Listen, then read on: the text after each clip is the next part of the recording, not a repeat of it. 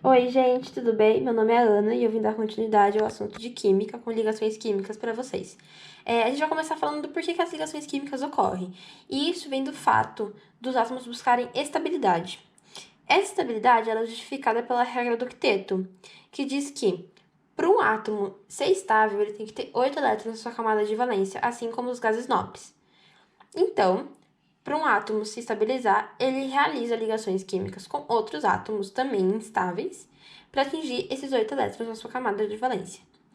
Algumas exceções da regra do octeto, porque como tudo na química tem exceção, as mais marcantes têm o hidrogênio, que se estabiliza com 2 elétrons, o hélio, que já está estável, na verdade, porque o hélio ele é um gás nobre, mas diferente dos outros, ele já está estável com 4 elétrons na camada de valência, o berílio, que se estabiliza com 4, e o boro, que se estabiliza com 6. Mas, além deles, existem outras exceções, mas nada que a gente vá trabalhar tanto quanto. Então, para ter essa estabilidade, ocorrem as ligações. E essas ligações a gente tem 3 tipos: a ligação iônica, a ligação covalente e a ligação metálica. A ligação iônica, ela acontece entre metais e ametais. Os metais, eles tendem a formar cátions. Eles tendem a doar elétrons. Por que isso? Porque eles têm poucos elétrons na sua camada de valência. Um exemplo de um metal é o sódio. Ele, na família 1A, ele tem um elétron na sua camada de valência. Para ele é muito mais viável doar esse um elétron do que receber outros 7 elétrons de algum outro átomo. Então eles tendem a formar cátions. E ametais. Os ametais eles têm os elétrons na sua camada de valência, como por exemplo o cloro. O cloro ele tem 7 elétrons na sua camada de valência, por ele ser da família 7A e tudo mais. Para ele é muito mais fácil ele receber um elétron e formar um ânion do que ele doar esses 7 elétrons para se estabilizar. Então a ligação iônica ela trata disso, da atração eletrostática entre íons, entre cátion e ânion, e essa atração eletrostática forma o composto iônico, que também pode ser chamado de retículo cristalino. E ele tem propriedades bem marcantes, como eles serem sólidos em temperaturas ambiente, eles terem altas temperaturas de fusão e ebulição, eles não conduzirem corrente elétrica no estado sólido. Por que isso acontece? Eles não conduzem porque no estado sólido eles estão bem juntinhos um do outro. A proporção é bem marcante e eles estão sempre bem grudadinhos, então não tem como uma corrente elétrica passar por lá. Porém, se você fundir um composto iônico ou você desassociar os íons de um composto iônico, e aí você vai ter elétrons livres e vai ter carga lá naquele meio, então aí você consegue conduzir corrente elétrica. Mas se estiver no estado sólido, não rola. E alguns exemplos bem marcantes é o Na e o Cl. O Na, ele tá na família 1A, e ele tem a carga mais 1. E o Cl é da família 7A e tem carga menos 1. As cargas vão se anular, porque você vai encontrar uma proporção entre elas. E vão formar o NaCl. Agora, o magnésio ele é da família 2A, então a carga dele é 2+. E o flúor é da família 7A, então ele tem a carga menos 1.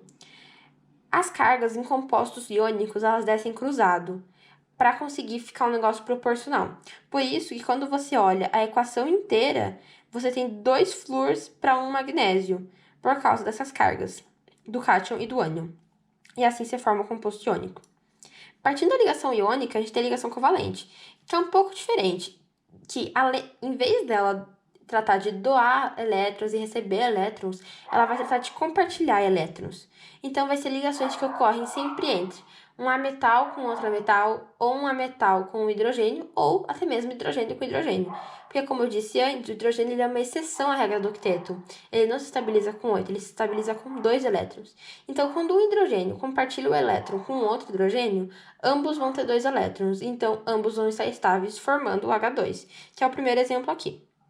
Um outro exemplo de hidrogênio com ametal seria o Cl. O Cl tem 7 elétrons na camada de valência e precisa de 1 para se estabilizar. O hidrogênio tem 1 elétron e precisa de 1 para se estabilizar, então eles compartilham um elétron formando HCl. Outro exemplo é o CO2. O carbono ele tem 4 elétrons na sua camada de valência e precisa de mais 4 para se estabilizar. O oxigênio ele tem 6 e precisa de mais 2. Então, quando você tem um carbono para 2 oxigênios, todo mundo compartilha elétron, todo mundo estabiliza, formando CO2. Algumas representações clássicas de ligação covalente é com uma bolinha representando a quantidade de elétrons que existe na camada de valência de cada átomo e o risquinho. Um risquinho quer dizer uma ligação, um compartilhamento de elétrons, e 2 risquinhos, 2 ligações, 2 elétrons compartilhados. Uma vertente da ligação covalente, se assim a gente pode chamar, é a ligação covalente dativa. Ela trata da seguinte forma. Você tem, como exemplo, o CO2. Quando você pega o enxofre, que é o S, que já tem 6 elétrons em sua camada de valência, ele precisa de mais 2 para se estabilizar. Então, ele compartilha elétron com um oxigênio, que também tem 6 elétrons. Então, eles compartilham esses 2 elétrons aqui. Agora, que esse átomo ele já está estável, já segue a regra do octeto, e ainda tem par de elétrons sobrando, ele pode muito bem chamar um outro elétron e doar um par de elétrons que ele tem sobrando para esse átomo instável. Assim, ele estabiliza esse outro oxigênio, no caso, continua estável e estabiliza esse outro oxigênio, formando SO2. Então, é disso que a ligação covalente dativa trata. Ela trata de um elétron de um átomo central já estabilizado, doar elétrons para estabilizar um outro átomo. Isso que é a ligação covalente dativa.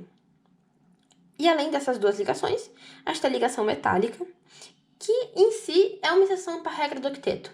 Ela trabalha somente com metais, metal com metal, e ela trata da seguinte maneira. Os metais eles têm grande tendência a perder elétrons, eles formam cátions. E esses cátions eles ficam unidos um com o outro por causa desses elétrons que eles doam. Esses elétrons eles formam um mar de elétrons, assim a gente pode chamar, e isso mantém esses cátions unidos um com o outro. E é isso que é a ligação metálica. Então você não consegue representar ela com um risquinho ou com bolinha, porque na verdade ela é um mar de elétrons que mantém os cátions unidos. E ela tem propriedades marcantes, como o fato dela ter uma alta estabilidade, ser muito estável, eles serem sólidos em temperaturas ambientes. Mas aí a gente tem uma exceção, porque como tudo na química tem exceção, tem o mercúrio, que é líquido em temperatura ambiente. Eles serem condutores de calor e corrente elétrica, e isso acontece por causa do mar de elétrons. Os elétrons livres circulando em uma única direção possibilita a formação de corrente elétrica, condução de corrente elétrica e de calor. Eles serem dúcteis, e isso quer dizer que eles deformam muito, eles formam fios, por exemplo.